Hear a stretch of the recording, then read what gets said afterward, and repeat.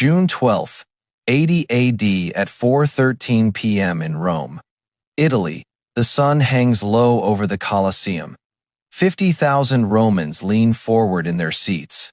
They came for blood, they will get it. A man stands alone in the center of the arena. His name is Marcus Verus. He is 32 years old. He weighs 220 pounds. Every pound is muscle built through 8 years of killing. Iron shackles bind his wrists. The metal weighs 14 pounds. It cuts into skin already raw from 3 days in a cell. He has not eaten. He has not slept. This is intentional, 40 feet above the sand. Senator Gaius Corvinus watches from the imperial box. He is 55 years old. He weighs 300 pounds. None of it is muscle.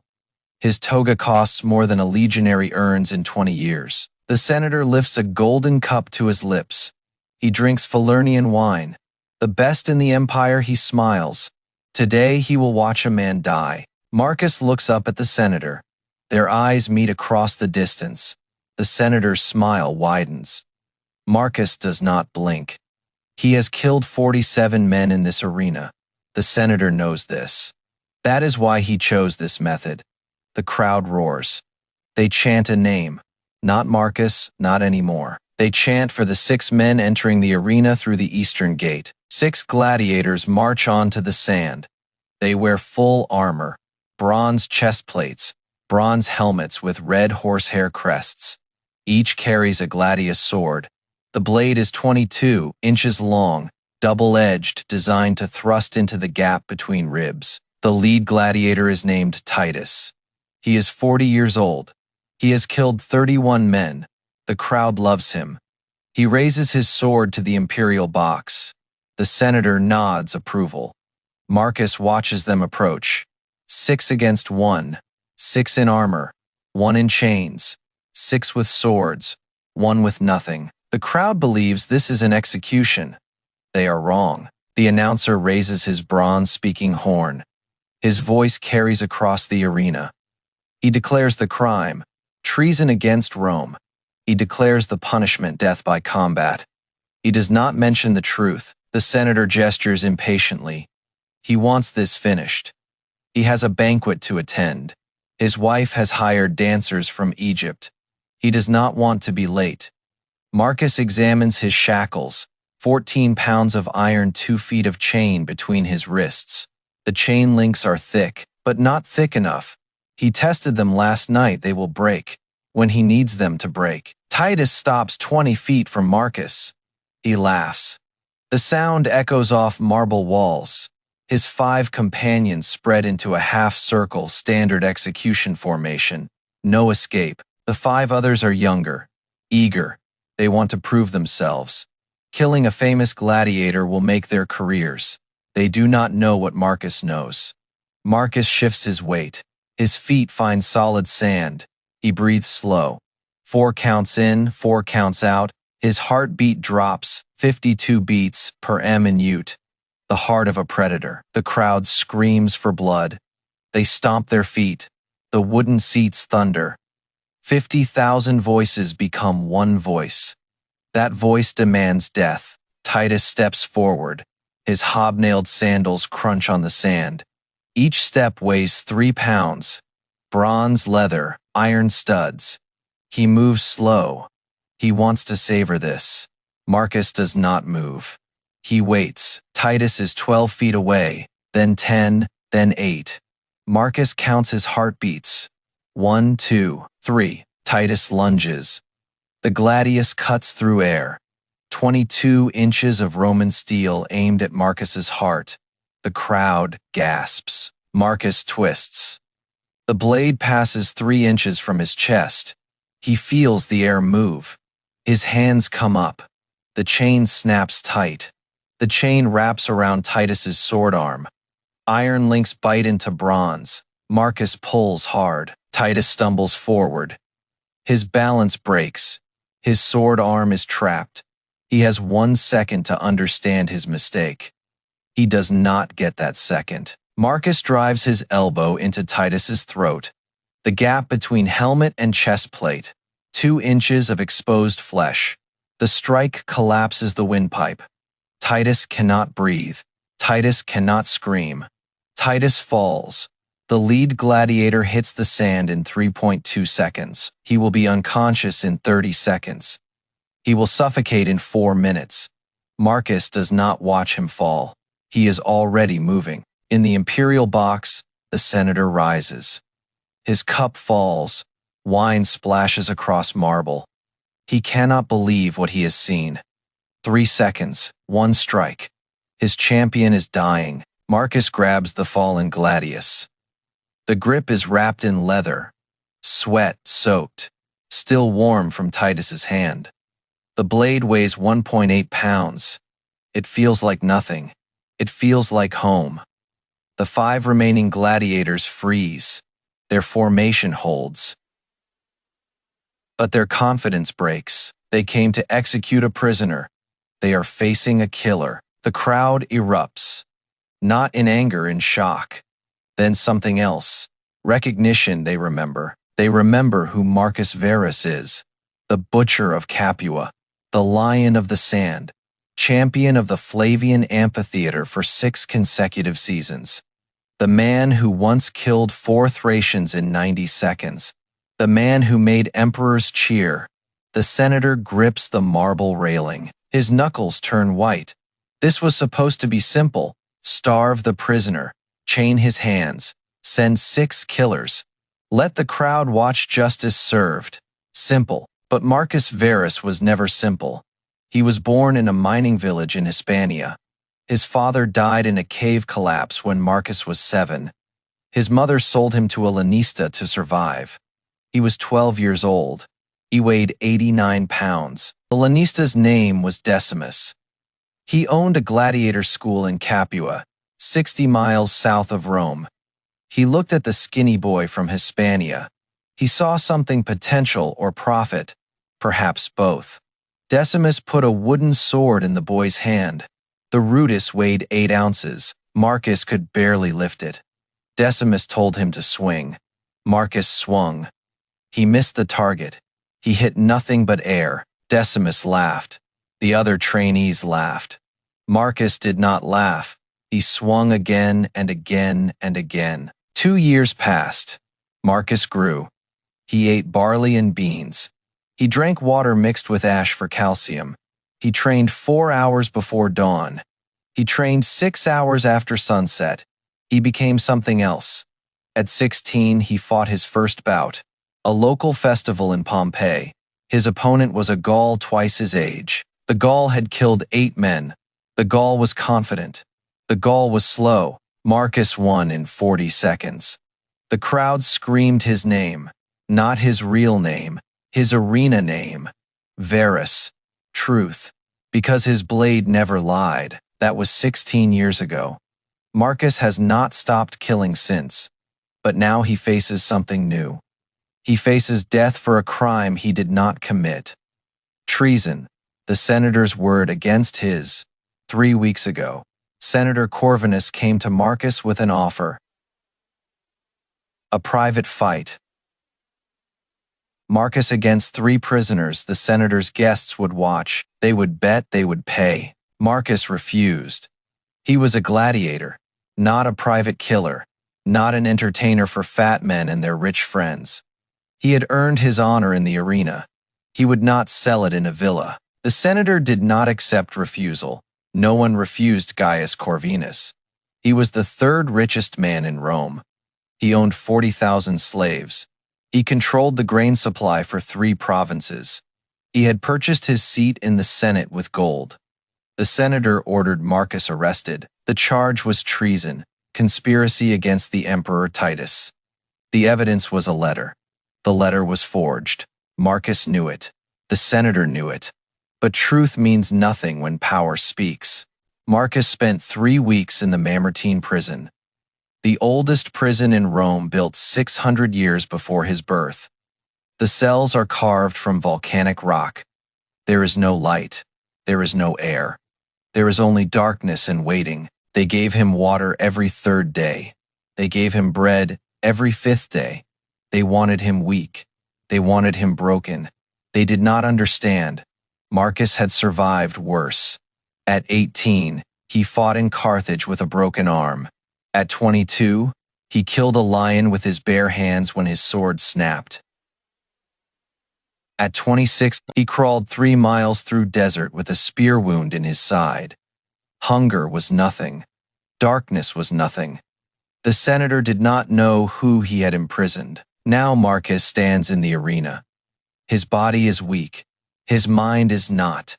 His mind is the weapon that matters. The youngest gladiator is named Brutus. He is 28. He has killed 11 men. He looks at Marcus. He sees death looking back. His hands begin to shake. Marcus steps forward, just 1 step, 2 feet of movement. The 5 gladiators step back, all 5 together. Instinct. The crowd sees this. They understand 5 armored men retreat from 1 starving prisoner. They begin to chant, Varus, Varus, Varus. The senator hears the chant. His face loses color. This was not the plan. The crowd was supposed to watch Marcus die. They were supposed to cheer his death. They were supposed to forget he ever existed. Marcus rolls his shoulders. The joints crack. He has not moved properly in 3 weeks.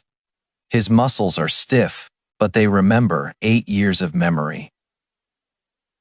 47 kills of memory. The gladiator named Cassius steps forward. He is 35. He has something to prove. He yells a challenge. The words are meaningless. Marcus does not listen to words. He watches feet. Cassius's weight shifts to his front foot. His right heel lifts 1 inch. His shoulder drops 2 degrees. Marcus reads the attack before it begins. Cassius charges. He is fast for an armored man. He covers 12 feet in 2 seconds. His blade aims for Marcus's throat. Marcus sidesteps. His blade meets the attack, not to block, to redirect. The gladius guides Cassius's sword past Marcus's ear. 6 inches of clearance. Marcus drives his knee into Cassius's side, the gap between chest plate and hip guard. The armor is designed to protect from blades, not from blunt force. Ribs crack, Cassius screams. Cassius doubles over. His shield drops. His sword arm falls. He is exposed, helpless, dying standing up. Marcus does not kill him. He strikes the back of Cassius's neck with the sword pommel, the brain stem. Cassius collapses, unconscious, not dead. Marcus is making a point. The crowd understands. Marcus could kill these men in seconds. He is choosing not to. He is showing mercy they do not deserve. The chant grows louder. Varus, Varus, 4 gladiators remain. They form a tight square, shields out. Swords ready. Classic defensive formation, designed to survive cavalry charges. Useless against 1 man who knows every weakness. Marcus circles them. Slow, patient. He studies each man. Height, weight, stance, breathing. Every detail tells a story. The youngest one breathes too fast. His shield arm trembles. He will break first. Marcus marks him. The senator shouts from his box. His words are lost in the crowd's roar. But Marcus reads his lips. Kill him. Kill him now. The senator is afraid. He should be. Marcus feints left. His blade sweeps low. The youngest gladiator panics. His shield drops to block. His torso opens. Marcus reverses. The blade comes up, not to kill, to disarm. The young gladiator's sword spins into the air. His hand is cut, not deep. Just enough. The blade lands 15 feet away. Useless. The young man stares at his empty hand. Blood drips. He does not understand. He thought he was a gladiator. He was wrong. The 3 remaining gladiators break formation. They attack together. It is the smart move. The only move overwhelmed with numbers. Marcus backs toward the arena wall. He lets them pursue. He lets them think they have him trapped. The wall is 40 feet high, solid marble, nowhere to run. The three gladiators close the distance, 10 feet, 8 feet, 6 feet. They raise their swords. Marcus waits. His back is 4 inches from the wall. He can feel the cold marble. He watches the center attacker, the leader. The others will follow his timing. The center attacker lunges. His blade comes straight for Marcus's heart. 22 inches of Roman steel. 200 pounds of force behind it. Marcus drops. Flat to the ground, the blade passes over his head. It strikes marble. Sparks fly. The impact jars the attacker's arm. Marcus sweeps his leg. The center attacker's feet leave the ground. He falls backward. His head hits marble. The helmet saves his life. He is unconscious anyway. 2 gladiators remain standing. Both panic. Both stumble backward. Their swords wave without purpose. Fear has replaced training. Marcus rises. One motion, smooth, controlled. He is not breathing hard. His heart rate is 60 beats per minute. He has not even started yet. The crowd loses control. 50,000 people scream his name. Flowers rain onto the sand. Roses, lilies, offerings to a god made flesh. The senator sees everything changing. The execution is becoming a triumph. The condemned man is becoming a hero. The senator's plan is failing publicly, catastrophically. The 2 remaining gladiators drop their swords. The blades hit sand. They raise their hands, surrender. They would rather face shame than face Marcus Verus. Marcus stands alone among the fallen. 6 men sent to kill him. 2 unconscious. 1 suffocating. 2 surrendered. 1 disarmed. None dead by his hand. Marcus raises his sword. He points it at the imperial box, at the senator. The message is clear. You sent 6 men to kill me. They failed. Now what? The crowd's chant changes. They no longer chant for Marcus. They chant against the senator. 50,000 voices. One word. Justice. Justice. Justice. A Praetorian officer leans toward the senator. He whispers urgently. The crowd is turning. They could riot. 50,000 people cannot be stopped by guards. The senator calculates. He did not become the 3rd richest man in Rome by being stupid. He knows when to retreat. He knows when to change tactics. But he does not know how to lose. The senator raises his arms. He forces a smile. He speaks loud enough for the crowd to hear. His voice carries over their chants. He calls Marcus a champion. He calls the fight magnificent. He pretends this was all entertainment. Marcus watches the performance. He sees the lie in every gesture. The senator will not admit defeat. He will rewrite history. He will claim credit. He will try again tomorrow, or the next day, or next week. The crowd hesitates. Some believe the senator. Some do not. The moment hangs in balance. Marcus makes a decision. He steps forward toward the wall, toward the imperial box. This breaks every rule of the arena. Gladiators do not approach spectators. The Praetorian guards react. 4 men move to the edge of the box. Their hands find their swords. They will kill Marcus if he climbs. They will have to. Marcus stops, 15 feet from the wall. He raises his voice. He speaks to the crowd, not to the senator. The senator does not matter anymore. He tells them the truth. His voice carries like it was trained to carry. 8 years of speaking to crowds. 8 years of learning how to be heard. He tells them about the senator's offer, the private fight, the prisoners, the profit. He tells them about his refusal. He tells them about the arrest. He tells them about the forged letter. He tells them about 3 weeks in darkness. The senator's face turns crimson. He shouts denials. No one listens. Marcus's voice is stronger. Marcus's truth is louder. The crowd believes Marcus.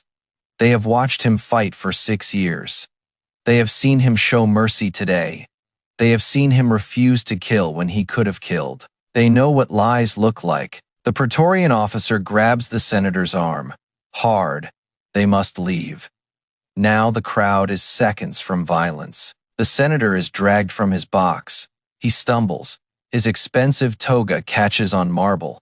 It tears. The third richest man in Rome runs from a gladiator. Marcus watches him go. He does not smile. He does not celebrate. This is not victory. Not yet.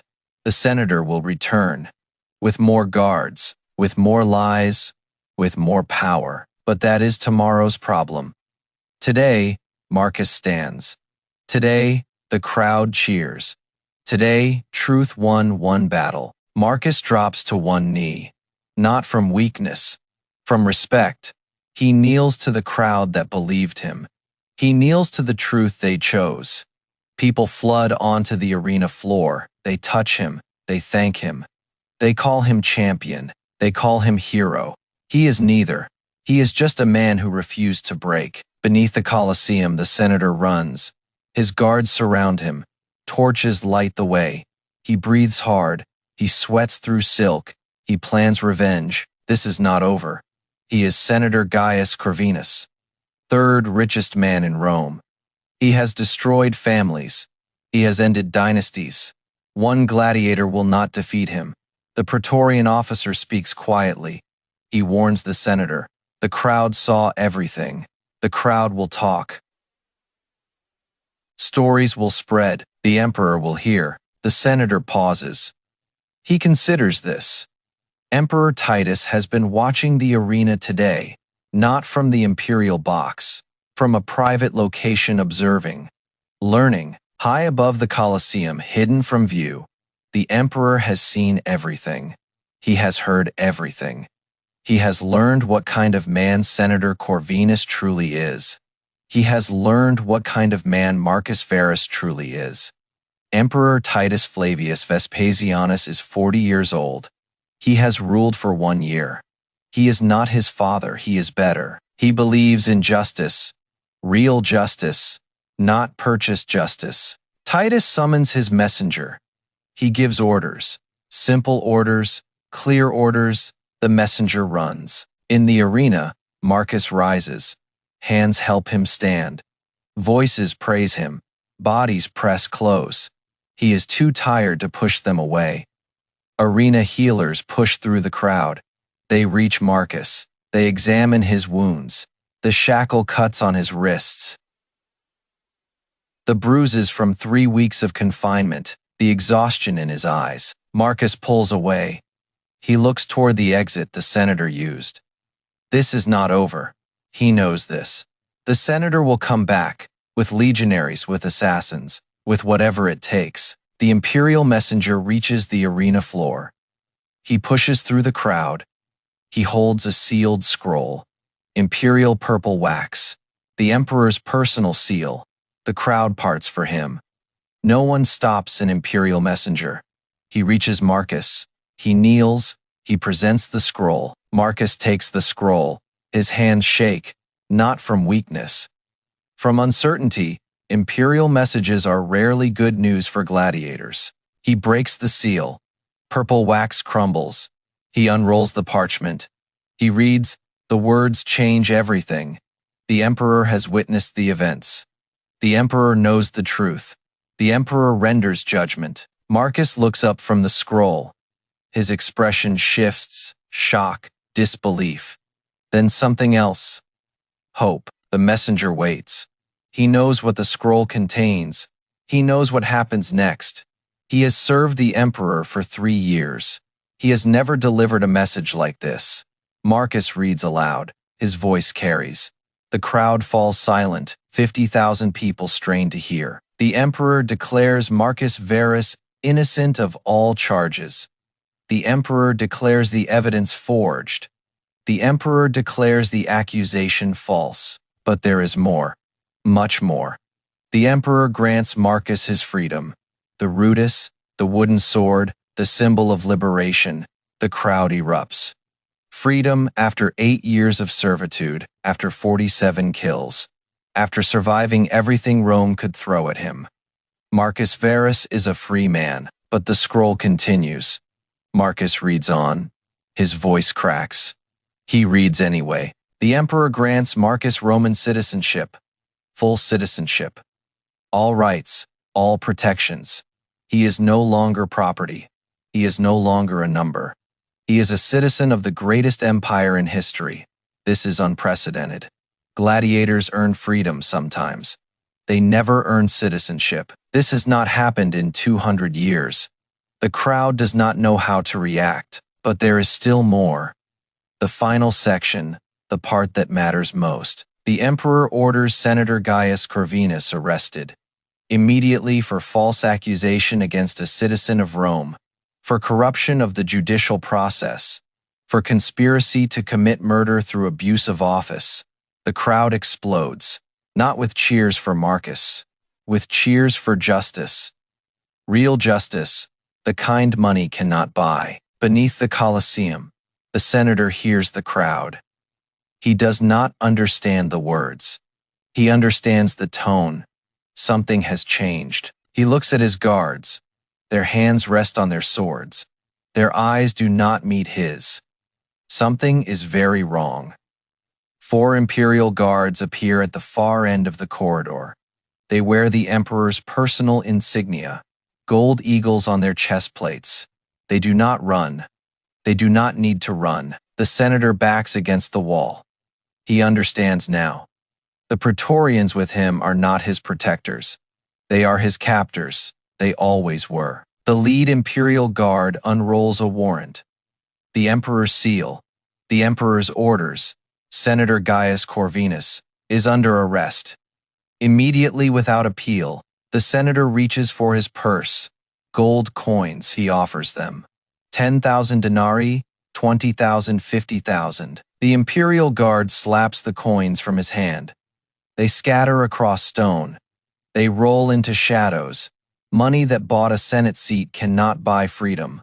Not anymore. The guards seize him. His legs fail. They drag him. The third richest man in Rome is dragged through the tunnels, like cargo in the arena. Marcus stands still.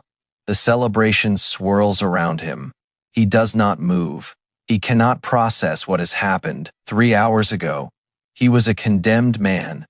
3 hours ago, he expected to die. Now he is free. Now he is a citizen. Now his accuser faces judgment. The arena healer approaches again. He holds bandages.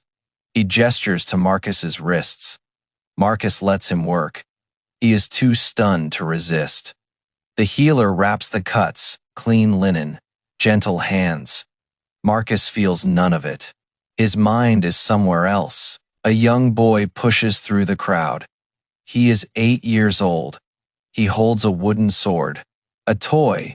His eyes shine with worship. The boy offers the wooden sword to Marcus. His small voice carries. He calls Marcus a hero. He says he wants to be like him. Strong, brave, true. Marcus kneels. He takes the wooden sword. He looks into the boy's eyes. He sees himself at that age, before the arena, before the blood, before everything. He speaks to the boy. Quiet words. The crowd strains to hear. Do not wish for this life. The arena is blood and pain and death. Be strong in other ways. Be brave with truth. Be true to yourself. That is what makes heroes, not killing. The boy nods. He may not understand fully. He is 8 years old, but he will remember. For the rest of his life, he will remember the day he met Marcus Verus. Marcus rises. He ruffles the boy's hair. A father's gesture, though. Marcus has no children. Though Marcus may never have children. The arena took too much from him for that. The boy's mother pulls him back. She mouths words of thanks. Tears streak her face. She knows what Marcus gave her son. Not a wooden sword. Something more valuable. Perspective, a commotion at the arena entrance. The crowd parts and imperial litter approaches. 8 slaves carry it. Gold curtains hide the passenger. Imperial guards flank it. Whispers spread through the crowd. The Emperor Titus himself. here in the arena among the people. The litter stops before Marcus. The slaves lower it to the sand. The curtains part. Emperor Titus Flavius Vespasianus steps onto the sand. He is 40 years old. He stands 5 feet 11 inches tall. He carries 200 pounds of trained muscle.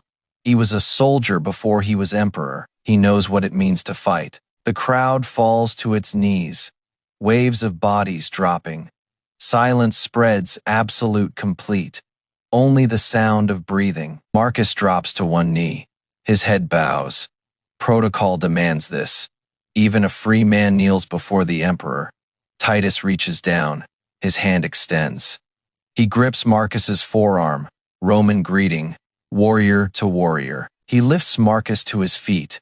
They stand face to face. Emperor and gladiator.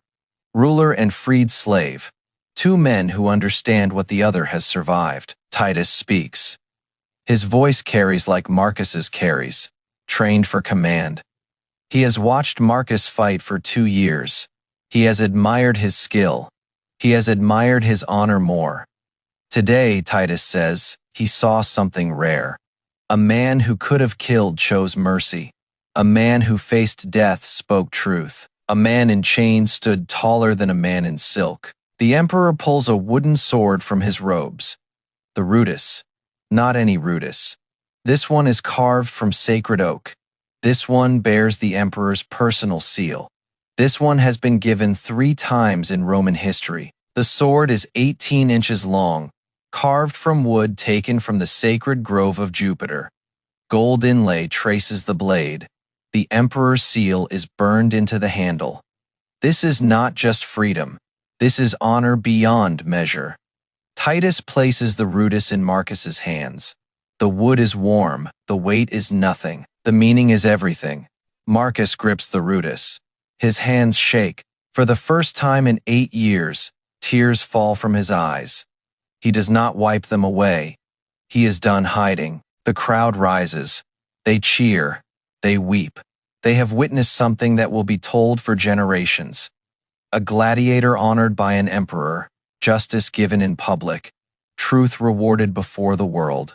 Titus turns to the crowd. He raises his arms. His voice booms across the arena. He declares what Marcus Verus has taught Rome today. Power without honor is weakness. Wealth without justice is poverty. Truth cannot be silenced by gold. Courage cannot be chained by fear. This is what Rome should be. This is what Rome will be. The crowd roars approval. 50,000 torches rise. The Colosseum glows like the sun. This is the Rome that conquered the world. This is the Rome that people died for. This is the Rome that Marcus has reminded them of. The crowd's attention shifts. Guards lead a prisoner into the arena. Chains bind his wrists. His toga is torn. His face is pale. Senator Gaius Corvinus faces his judgment. He walks across the same sand. Marcus walked. He wears chains like Marcus wore. He faces the crowd that cheered for his victim. The symmetry is perfect. The justice is proportional. The crowd jeers. They throw rotting fruit. They throw stones. They throw curses. 3 weeks ago, they might have cheered this man. Not anymore. Not ever again. The senator flinches. A stone strikes his shoulder. A tomato bursts on his chest. He has never felt hatred before. Not directed at him. He has only dealt it out. This is new. This is terrible.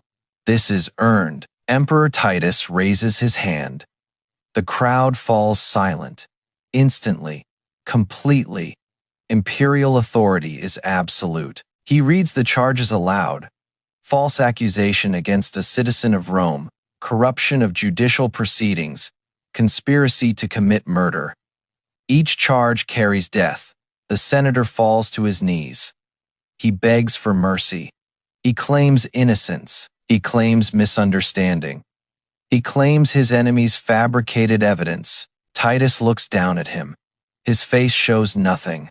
No anger, no satisfaction, no mercy. Justice does not require emotion. Marcus watches from 10 feet away. He holds his rudis. He could feel satisfaction. He could feel revenge. He feels neither. He feels tired. He feels sad. He feels the weight of everything that has happened. Titus pronounces sentence. Not death.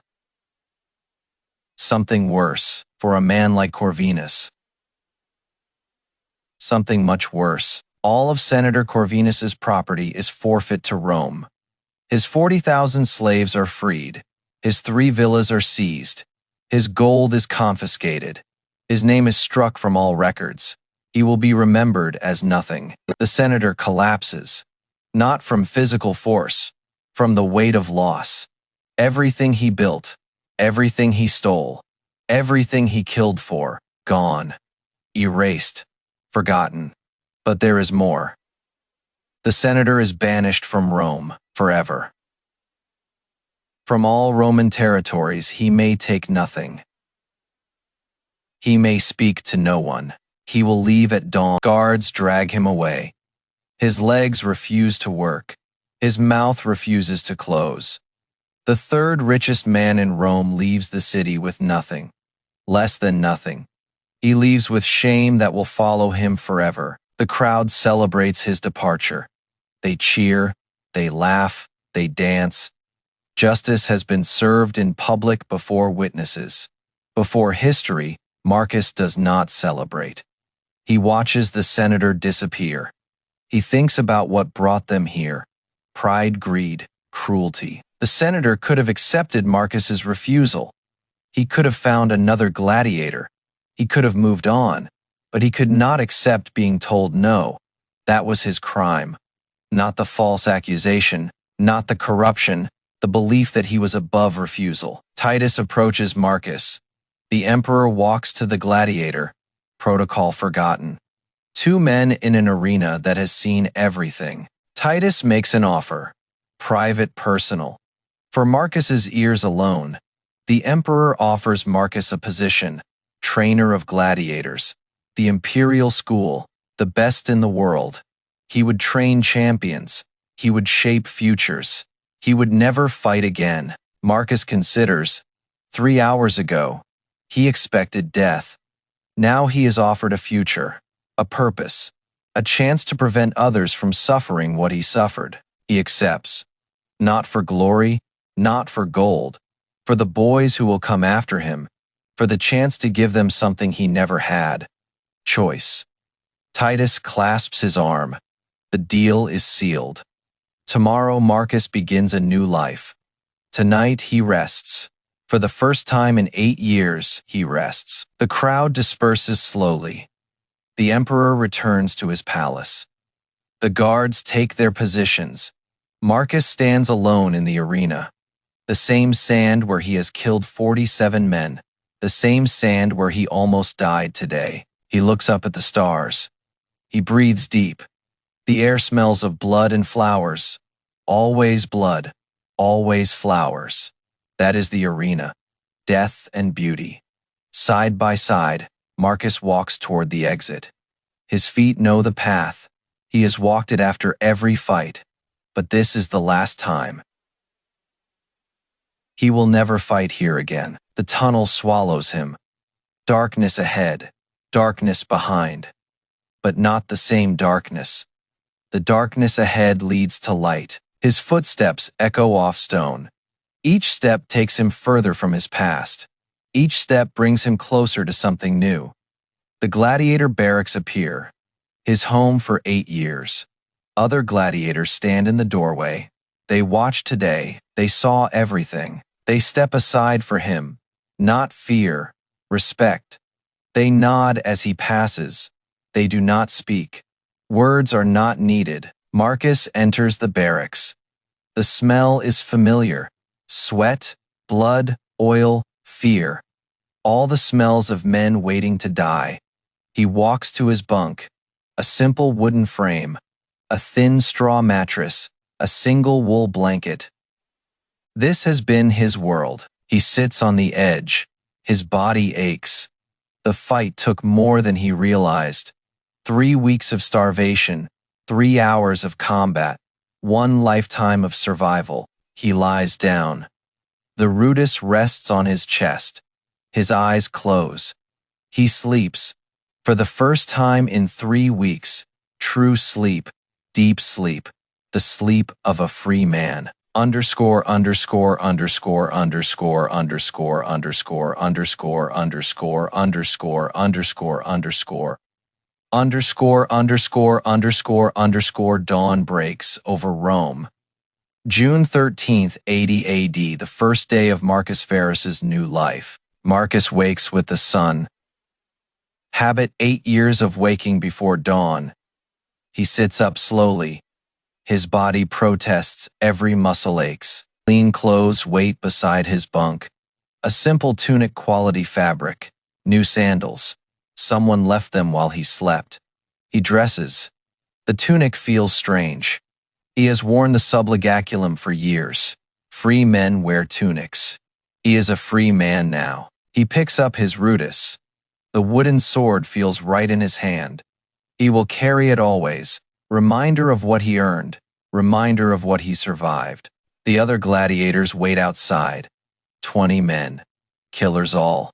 They form 2 lines, a path between them. Honor guard for a champion. Marcus walks between them. He meets each man's eyes. He nods.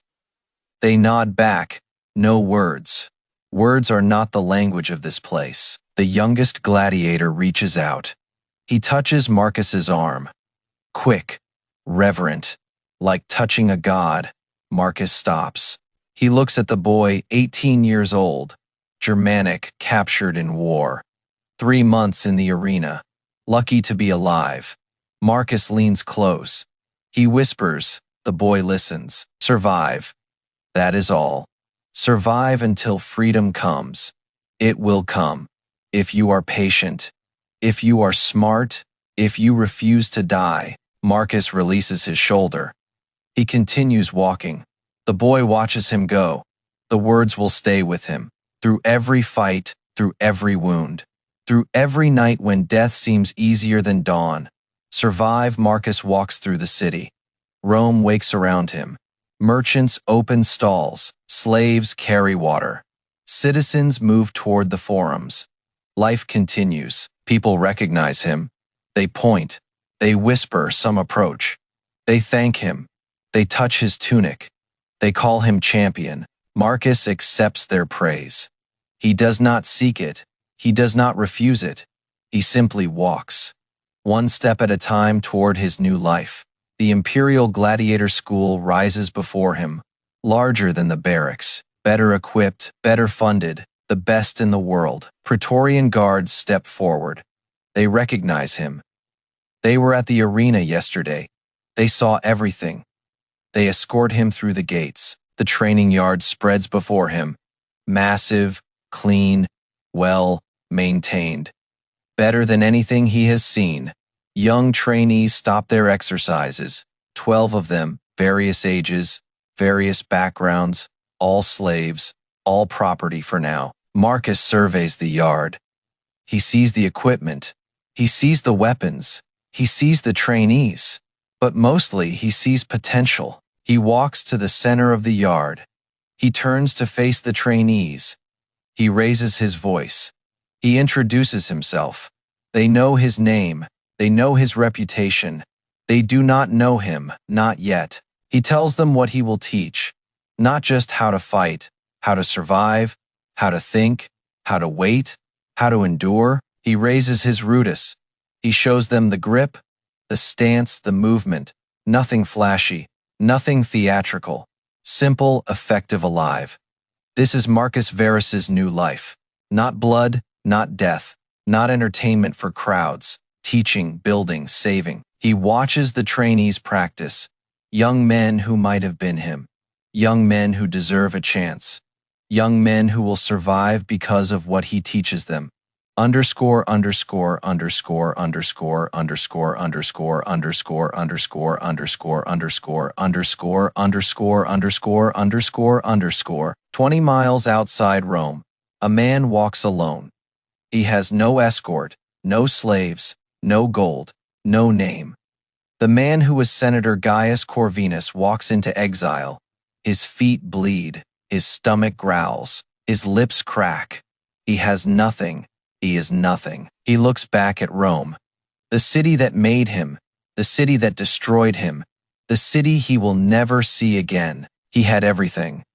40,000 slaves, 3 villas, gold beyond counting, power beyond measure. He lost it all for pride. He could not accept refusal.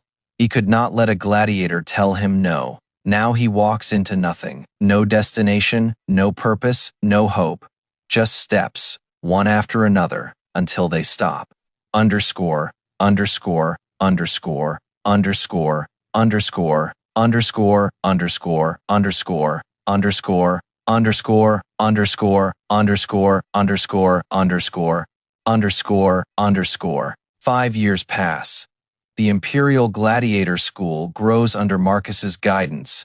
60 trainees now, the best in the empire. Marcus is 30. 7 years old now. Gray touches his temples. Scars cover his body. His hands are rough from years of training, but his eyes are clear, clearer than they have ever been.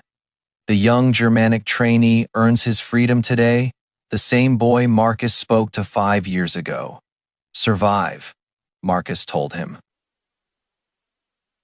He survived. He earned his rudis. He walks free. Marcus embraces him. The young man weeps. Marcus weeps too.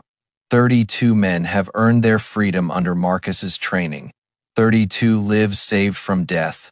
32 futures created from nothing. This is Marcus Verus's legacy. Not 47 kills. Not 6 seasons as champion. Not the day he humiliated a senator. This lives saved.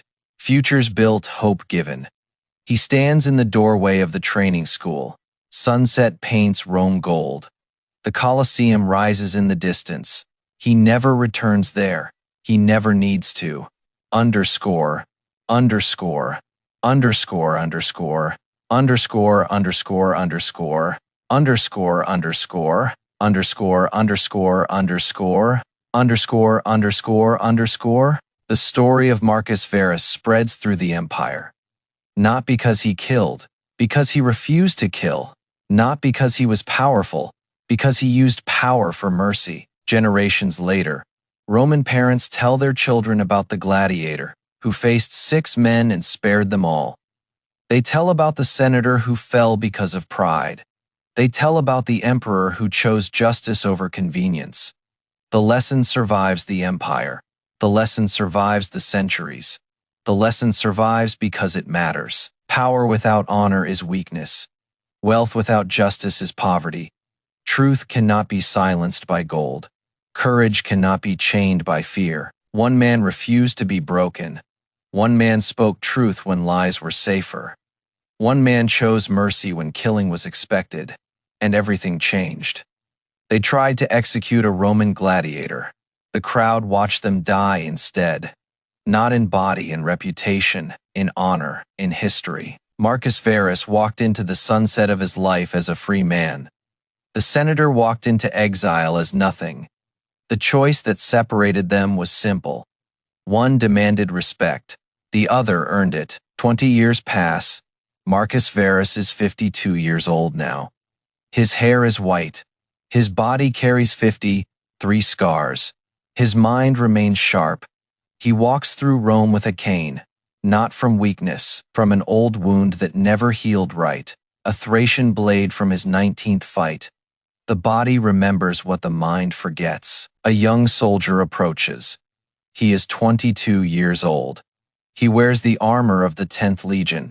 He stops before Marcus. He salutes. Marcus does not recognize him. He has trained hundreds of men. They blur together. The faces, the names, the stories, the soldier explains. He was a trainee 15 years ago. He earned his freedom at 18. He joined the legions. He fought in Britannia. He survived because of what Marcus taught him. Marcus remembers now, a thin boy from Gaul, captured at 12, terrified of everything. Marcus taught him to breathe. Marcus taught him to think. Marcus taught him to survive. They embrace. 2 warriors. Teacher and students, survivor and survivor. The soldier tells his story, a wife in Britannia, two sons, a farm, a future. All because Marcus taught him to live. Marcus listens. This is why he lived. Not for glory, not for gold. For this, one man standing before him with a family and a future. The soldier leaves. He has duties. He has life to live. Marcus watches him go. Another success, another purpose fulfilled. Marcus walks toward the river. The Tiber flows as it has for 1,000 years. He sits on the stone bank. He watches the water move. 87 men earned freedom under his training.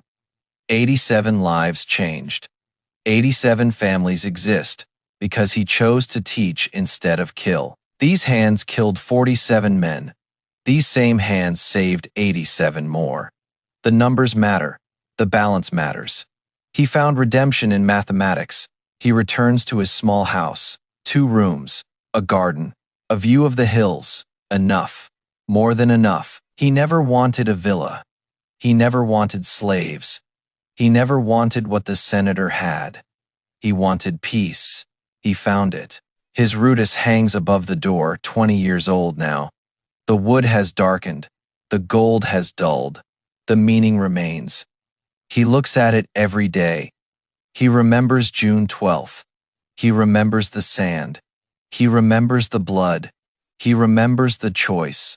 He eats a simple meal, bread, olives, watered wine, a gladiator's diet. Old habits die hard. He eats alone. He never married. The arena took that possibility, too many nightmares, too many memories. No woman deserved that burden. But he is not lonely. Loneliness requires wanting company. Marcus wants peace. Peace requires solitude. He has made his choice. He lies down on his simple bed. Straw mattress, wool blanket, same as the barracks. Comfort never mattered to him. He sleeps without nightmares now. That took 15 years. 15 years of waking in sweat. 15 years of seeing dead faces. They are gone now. He forgave himself. Dawn breaks. Another day Marcus rises. He has students to teach, lives to save, purpose to fulfill. Underscore, underscore, underscore, underscore, underscore, underscore, underscore, underscore, underscore, underscore, underscore, underscore, underscore, underscore, underscore, 2,000 miles from Rome, in the desert beyond Syria. Bones lie beside a road. They have been there for 19 years. No one knows whose they are. No one cares. A scrap of purple cloth clings to a dead bush nearby, faded by sun, shredded by wind. Once it trimmed the toga of a senator. The third richest man in Rome died alone. No slaves to bury him, no family to mourn him, no name to remember him by. The desert took everything. He walked for 3 months after his exile. No one would feed him. No one would shelter him. His name meant nothing outside Rome. His gold was gone. His power was memory. He died of thirst, alone, forgotten. The death he planned for Marcus Verus. Justice is patient. Justice is thorough. Justice remembers. Underscore, underscore, underscore, underscore, underscore, underscore, underscore, underscore, underscore, underscore, underscore, underscore, underscore, underscore, underscore. Back in Rome, Marcus does not think about the senator. He stopped thinking about him years ago. Revenge is a poison. Marcus refused to drink it. He teaches a new group now, younger than ever. Some are only 12. Children sold by desperate parents. Children who need hope. A boy from Hispania stands before him. 12 years old, 89 pounds. Trembling with fear. Marcus sees himself. He kneels before the boy. He adjusts the grip. He speaks quietly. The words he wished someone had spoken to him. Survive. That is all. Learn everything. Watch everything. Wait. Freedom comes to those who refuse to die. The boy nods. He does not fully understand. He will in time when the arena teaches him what Marcus cannot. Marcus walks among his students. He corrects stances. He adjusts grips. He watches footwork. Every detail matters. Every detail might save a life. An older trainee catches his eye. 19 years old. Germanic, strong, smart, ready. This one will earn his freedom within 2 years. Marcus can see it. The movement, the thinking, the survival instinct. Some men are born to live, the day ends. Trainees return to barracks. Marcus stands alone in the training yard. He does this every evening, remembering, honoring, planning. 91 men freed now. 4 more since the soldier found him in the market. 91 futures created. 91 families that exist because he chose mercy. Night falls. Rome settles. Marcus walks home. Tomorrow brings more students, more lessons, more chances to save lives. Underscore, underscore, underscore, underscore, underscore, underscore, underscore, underscore, underscore, underscore, underscore, underscore. Underscore, underscore, underscore, underscore. 10 years later, Marcus Verus dies in his sleep. He is 62 years old. He dies at peace. He dies free. He dies remembered. His funeral procession stretches for a mile. Former students come from across the empire. Legionaries, merchants, farmers, fathers, all men who survived because of him. The emperor himself presides. This has never happened for a gladiator. But Marcus was never just a gladiator. He was proof that a man can change his fate. His grave is simple, a stone marker, his name, his dates. 103 names carved around the edge. Every man he freed, every life he saved. They tried to execute a Roman gladiator. The crowd watched them die instead. But the true victory was not that day. The true victory was every day after. 103 lives, 103 futures, one man's choice to save instead of destroy. 2,000 years later, his story survives. Not because he killed, because he stopped killing, not because he was powerful, because he used power for mercy. Children still learn his name, students still study his choice, leaders still quote his lesson. Power without honor is weakness. Wealth without justice is poverty. Truth cannot be silenced by gold. Courage cannot be chained. The Colosseum still stands, broken but visible. Reminder of what Rome was. Reminder of what men like Marcus made it. The sand is gone now. The blood is forgotten. The screaming crowds are silent, but the lesson remains. One man stood against injustice. One man spoke truth when lies were safer. One man chose mercy when killing was expected, and everything changed. Not just for him, for everyone he saved. For everyone they saved, for everyone who heard the story and found courage. They tried to execute a Roman gladiator. The crowd watched them die instead. But Marcus Verus lived, and lived, and lived, until living became legacy, until legacy became lesson, until lesson became eternal.